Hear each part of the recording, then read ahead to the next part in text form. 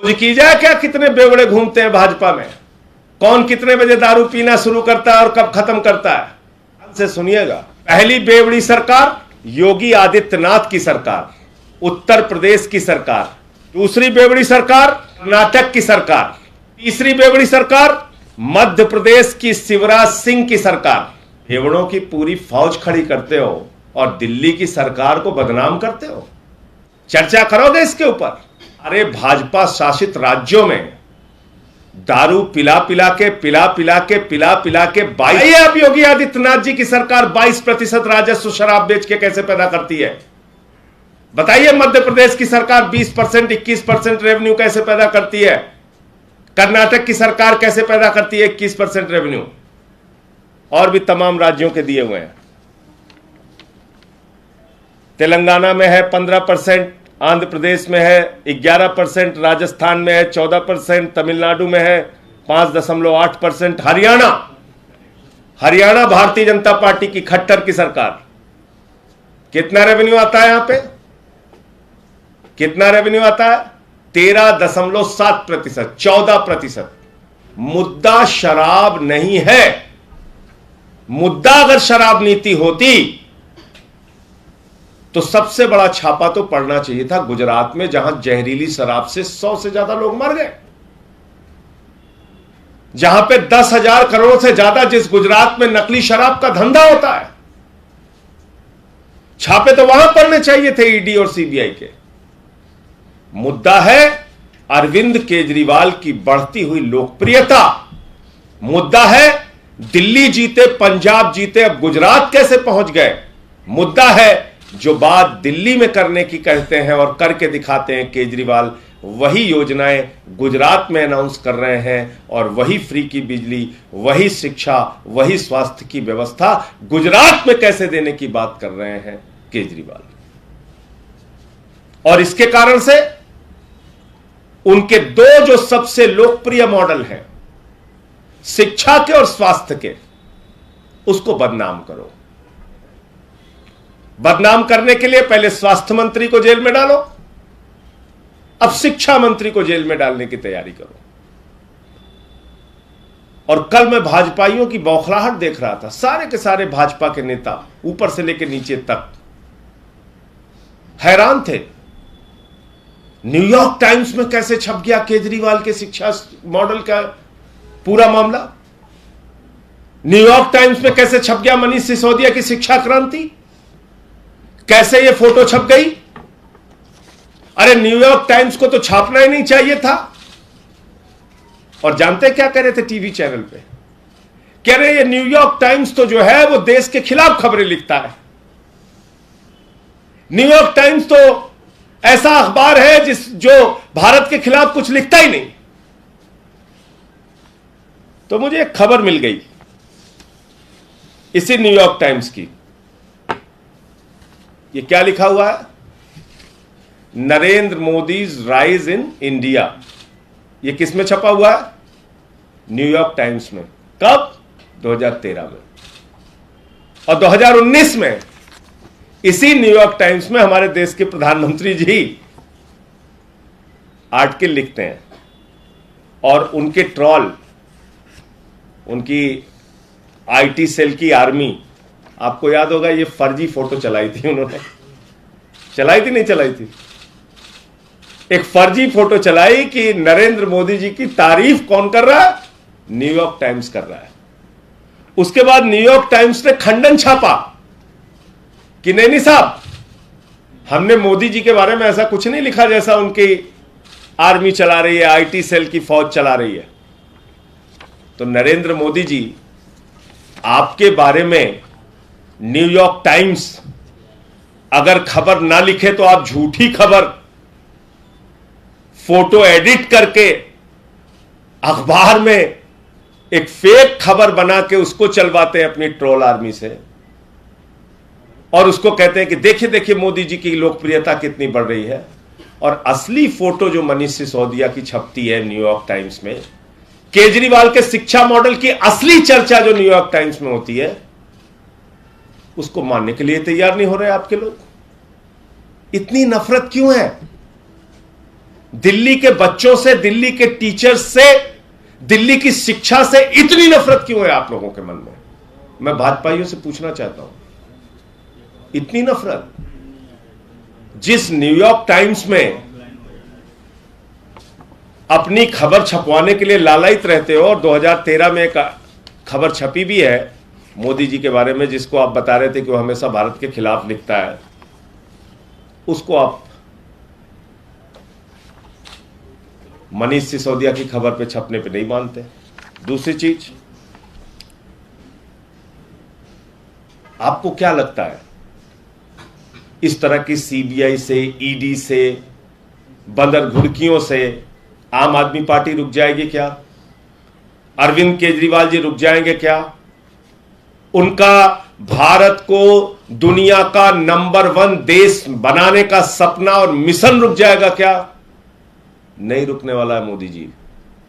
और आपने तय कर दिया, यह लड़ाई छेड़कर, आपने तय कर दिया यह जंग छेड़कर कि 2024 की लड़ाई मोदी बनाम केजरीवाल होगी, क्योंकि लोग पूछते थे मोदी बनाम who, Modi versus who, Modi के खिलाफ कौन? तो आपने खुद जवाब दे दिया, आपकी पूरी पार्टी ने जवाब दे दिया कि मोदी के खिलाफ अरविंद केजरीवाल। 2024 की लड़ाई मोदी वर्सेस केजरीवाल, 2024 की लड़ाई आम आदमी party versus Bharatiya Janata party. और अब आपके साथ कांग्रेस भी शामिल हो गई है, वो भी आपके साथ खड़ी हो गई है। अब एक एक करके मैं हमारे देश के मंत्री अनुराग ठाकुर जी ने एक प्रेस कॉन्फ्रेंस की, उसमें उन्होंने कहा कि दिल्ली में वो सरकार जो बुजुर्गों को तीर्थ यात्रा कराती है, जो माताओं बहनों को बस की फ्री यात्रा कराती है, जो निःशुल्क बिजली, निःशुल्क पानी, निःशुल्क शिक्षा, निःशुल्क स्वास्थ्य देती है, जो बुजुर्गों को, विधवाओं को, दिव्यांगों को 2 गुना 3 गुना पेंशन देती है, वो बेवड़ी सरकार है। ध्यान से सुनिएगा, शराब बेचकर किस राज्य में कितना राजस्व आता है, कितने धन की प्राप्ति होती है, उसका मैं आंकड़ा पढ़ रहा हूं, और आप अंदाजा लगाइए कि बेवड़ी सरकार कौन है। पहली बेवड़ी सरकार योगी आदित्यनाथ की सरकार, उत्तर प्रदेश की सरकार। कितना राजस्व आता है शराब बेचकर? 21.8%। दूसरी बेवड़ी सरकार कर्नाटक की सरकार। कितना राजस्व आता है भारतीय जनता पार्टी की सरकार को वहां पर? 20.6%। तीसरी बेवड़ी सरकार मध्य प्रदेश की शिवराज सिंह की सरकार। कितना राजस्व आता है मध्य प्रदेश में? 19.9% शराब बेच के बेवड़ों की पूरी फौज खड़ी करते हो और दिल्ली की सरकार को बदनाम करते हो। सारे भाजपा शासित राज्यों में दारू पिला पिला के 22%, 20%, 19% रेवेन्यू इकट्ठा कर रहे हो और बता रहे हो कि यह बेवड़ी है। खोज की जाए क्या कितने बेवड़े घूमते हैं भाजपा में, कौन कितने बजे दारू पीना शुरू करता है और कब खत्म करता है। चर्चा करोगे इसके ऊपर? बताइए आप, योगी आदित्यनाथ जी की सरकार 22% राजस्व शराब बेच के कैसे पैदा करती है? बताइए मध्य प्रदेश की सरकार 20%, 21% रेवेन्यू कैसे पैदा करती है? कर्नाटक की सरकार कैसे पैदा करती है 21% रेवेन्यू? और भी तमाम राज्यों के दिए हुए हैं। तेलंगाना में है 15%, आंध्र प्रदेश में है 11%, राजस्थान में है 14%, तमिलनाडु में है 5.8%, हरियाणा भारतीय जनता पार्टी की खट्टर की सरकार। कितना रेवेन्यू आता है यहां पे? कितना रेवेन्यू आता है? 13.7%, 14%। ये हरियाणा की खट्टर की बेवड़ी सरकार। आप टीवी पे बैठ के, चैनल पे बैठ के प्रेस कॉन्फ्रेंस करके कुछ भी बोले जा रहे हैं। 144 करोड़ माफ किया तो मनीष सिसोदिया को कितना मिला और इनको कितना मिला। अरे कुछ अता पता है? ये साउथ एमसीडी का अकेले में पढ़ रहा हूं और पूरे एमसीडी का मिला के लोगे तो कोरोना के समय में करीब करीब टोल का 85 करोड़ रुपए माफ किया एमसीडी ने। 85 करोड़ रुपए। एक भी ईडी, एक भी सीबीआई गई एमसीडी के पास, पकड़ा एमसीडी के अधिकारियों को, पूछताछ हुई बीजेपी के नेताओं से। टोल वालों ने कहा भाई कोरोना के समय में लोग निकले नहीं, हमारा माफ कीजिए लाइसेंस फीस। 85 करोड़ रुपए एमसीडी ने माफ किया। फिर आउटडोर एडवर्टीजमेंट के लोग वो गए एमसीडी के पास, उन्होंने कहा अरे भैया हमारा तो जो विज्ञापन लगा था उसको लोग देख ही नहीं पाए क्योंकि कोरोना लगा हुआ था, लोग निकले नहीं घर से। तो कितना माफ किया मालूम है? 100 करोड़ रुपए। कितना हो गया? 185 करोड़ रुपए। इसी तरीके से रेलवे ने माफ किया है, मध्य प्रदेश की सरकार ने माफ किया है, कर्नाटक की सरकार ने माफ किया है, हरियाणा की सरकार ने माफ किया है। ये सारे डिटेल अभी आपको दे देता हूं, चलाइए, दिखाइए अपने चैनल पे। कुछ भी बोले जा रहे हैं। 9,500 करोड़ रुपए के लाइसेंस फीस से 144 करोड़ रुपए माफ किया गया, लगभग 1.5%। तो वो महाभ्रष्टाचार हो गया, वो भी कोरोना के कारण। क्योंकि जिन लोगों को लाइसेंस मिला था उन्होंने कहा भाई कोरोना में हमारी दुकानें बंद रही, सबको राहत मिल रही, हमें भी लाइसेंस फीस माफ कर दीजिए। तो कह रहे भ्रष्टाचार हो गया, बहुत बड़ा भ्रष्टाचार हो गया। और 785 करोड़ रुपए के ठेके से, टोल के ठेके से 85 करोड़ रुपए माफ कर दिया गया, लगभग 10%। तो वहां कोई पूछताछ नहीं, वहां कोई भ्रष्टाचार नहीं हुआ। 5 लाख करोड़ रुपए चंद पूंजीपतियों का टैक्स घटा के आपने छूट दी उनको। मैं पूछना चाहता हूं 5 लाख करोड़ में कितना बीजेपी को कमीशन मिला? 10 लाख करोड़ रुपए चंद पूंजीपतियों का राइट ऑफ किया, कितना कमीशन मिला बीजेपी को? बताइए देश को। कराइए ईडी सीबीआई की जांच। कह रहे हैं 30 करोड़ रुपए लाइसेंस फीस वापस करके भ्रष्टाचार कर दिया। अरे भाई, एयरपोर्ट का एक ठेका निकला 235 करोड़ रुपए का। उस एयरपोर्ट का ठेका देने में शर्त थी कि अगर जीएमआर लाइसेंस की परमिशन देगा, अनुमति देगा, तब वहां पर वो कंपनी अपना काम कर पाएगी, और नहीं अगर अनुमति देगा तो काम नहीं कर पाएगी, उसका पैसा वापस किया जाएगा। यह टेंडर की शर्त में लिखा हुआ है।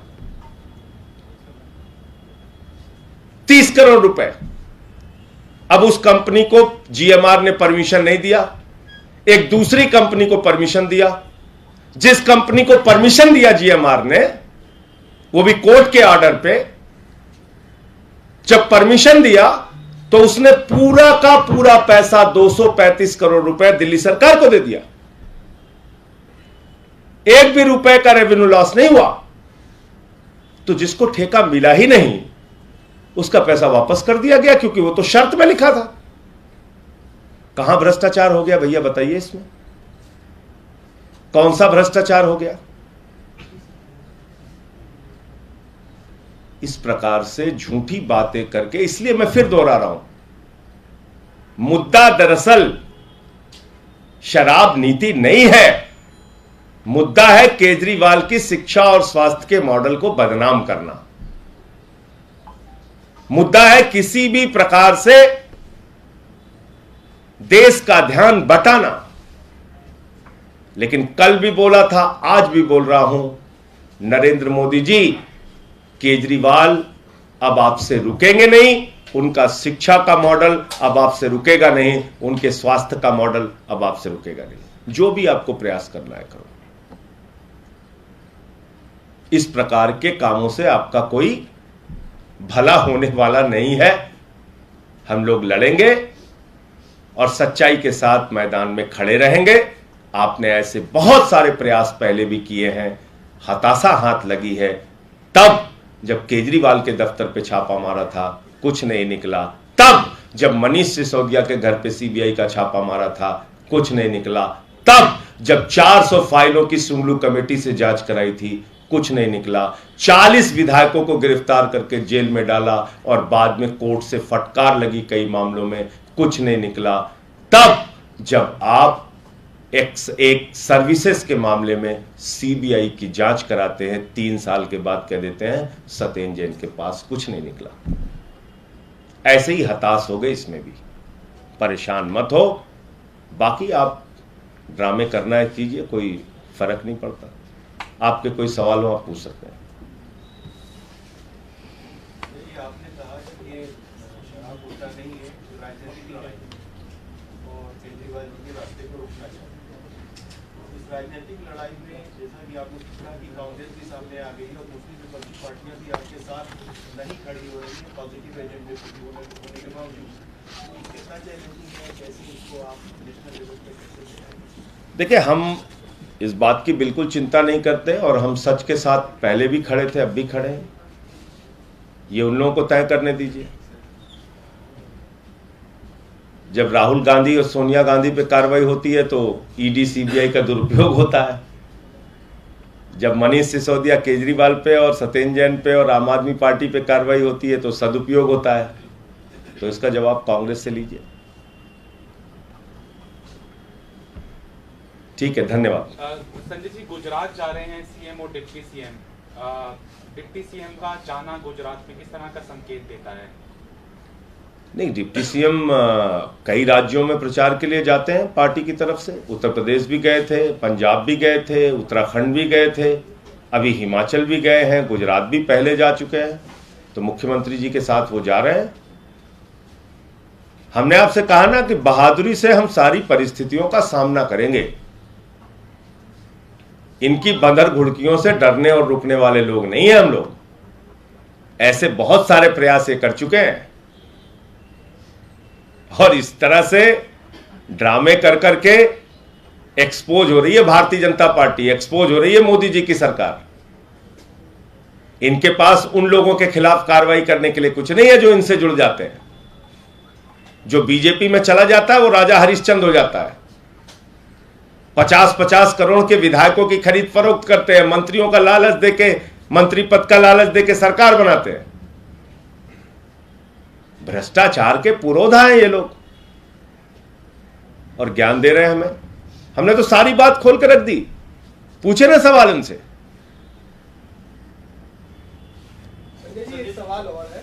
आज अनुराग ठाकुर ने भी थोड़ी देर पहले प्रेस कॉन्फ्रेंस की और उसमें ये जब सवाल पूछा मीडिया ने कि आप क्या मोदी वर्सेस केजरीवाल की फाइट से डर गए, तो उन्होंने कहा कि 2024 में ऐसा कोई कंपटीशन ही नहीं। देखिए, वो तो 24 में पता चलेगा। ना तो ये अनुराग ठाकुर तय करने वाले होते हैं, ना मोदी जी तय करने वाले होते हैं। ये तो देश की जनता को तय करना है। हाँ, ये जरूर है कि भारतीय जनता पार्टी ने अपने कृत्यों से, मोदी जी ने अपनी घबराहट और बौखलाहट से यह साबित कर दिया है कि उनका विपक्षी नंबर 1 कोई है हिंदुस्तान में तो वो है अरविंद केजरीवाल। ये आरोप लगाया जा रहा है बीजेपी नेताओं द्वारा कि पार्टी के मुखिया और दिल्ली के मुख्यमंत्री अरविंद केजरीवाल ने अपने सहयोगी मनीष सिसोदिया को अबैंडन कर दिया, उनके डिफेंस में खुल के नहीं आ रहे। देखिए, ऐसा है, कल भी अरविंद जी ने प्रेस कॉन्फ्रेंस की थी। पूरी पार्टी लगातार अपनी बात रख रही है, इनकी बातों का जवाब दे रही है।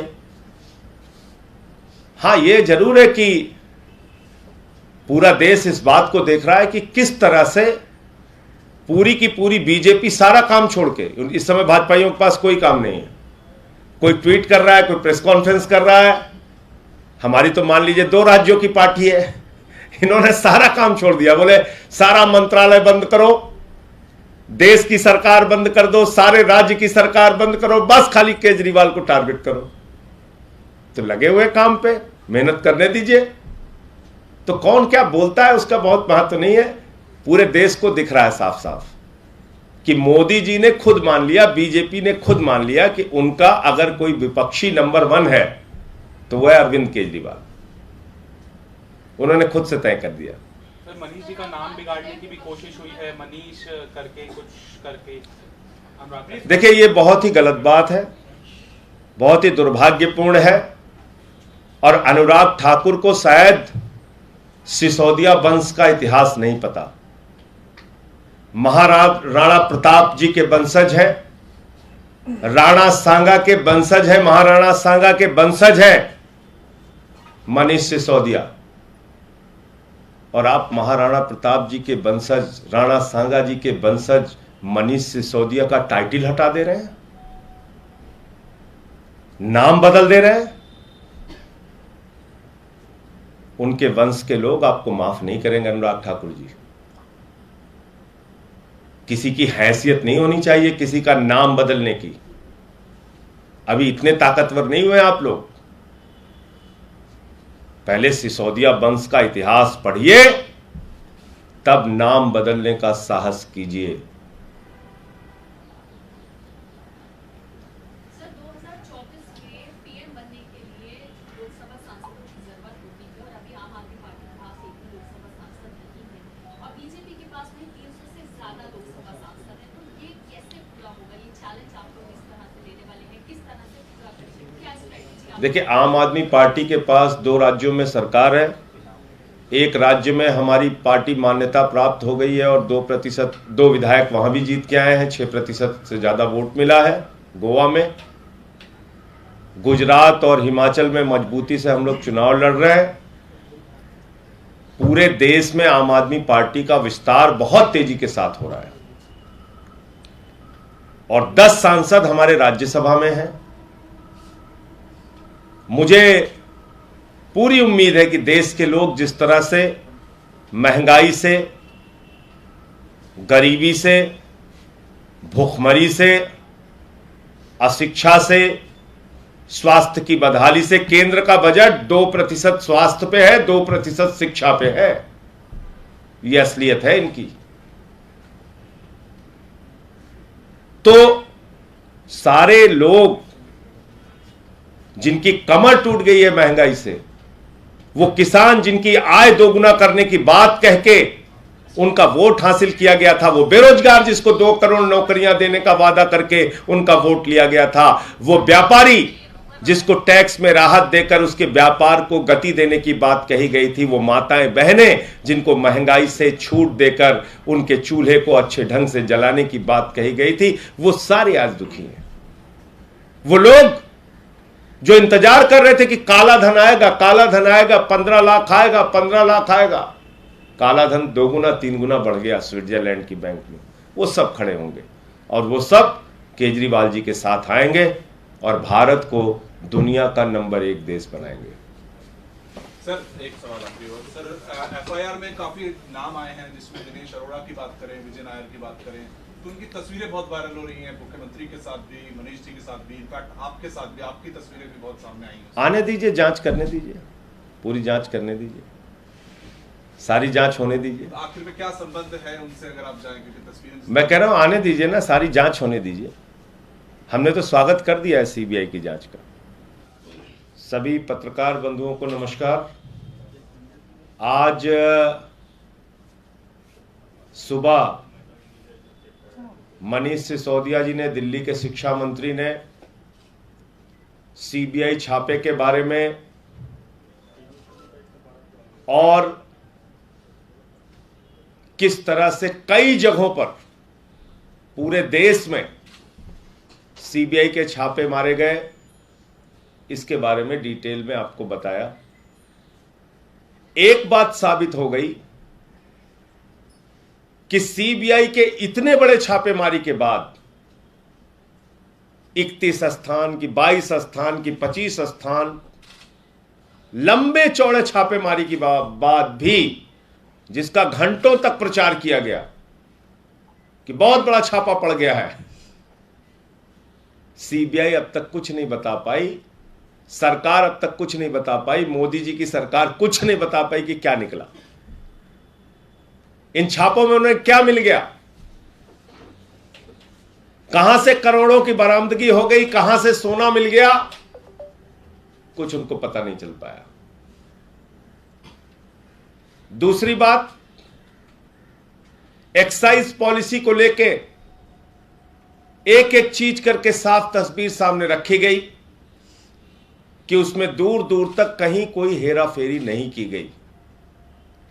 लेकिन वही रटाया रटाया बयान भाजपा के लोग बार बार बोल रहे हैं। एक ही रटा रटाया बयान, 144 करोड़ की माफी, 30 करोड़ की माफी। अरे उसकी असलियत तो जानो, समझो तो। आपको समझना ही नहीं है।